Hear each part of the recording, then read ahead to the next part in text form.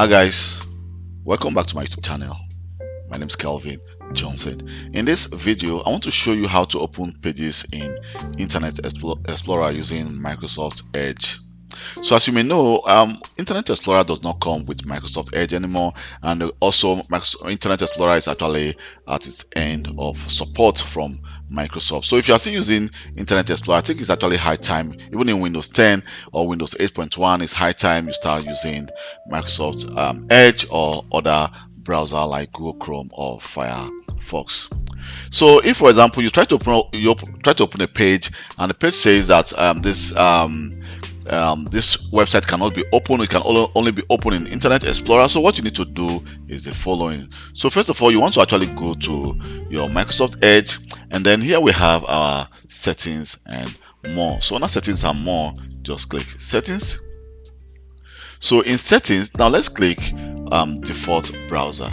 So here under default browser, you can see we have the option called Internet Explorer compatibility, and by it says let Internet Explorer open site in Microsoft Edge.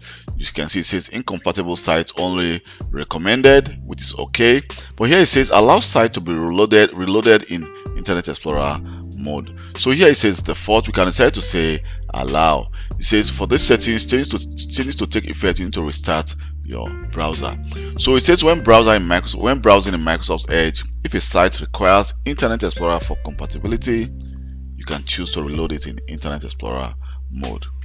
And it says this page, so you can also add up some pages here. If, for example, you have a specific page which needs to be opened in Internet Explorer, so you can actually add that page here, and you can also leave this for default and then add that page here. You can add the website here, the URL of that website. Just add the HTTPS / and then the name of the website, and then click add. So by doing that, then you need to actually close your browser and restart it again, and definitely it will work.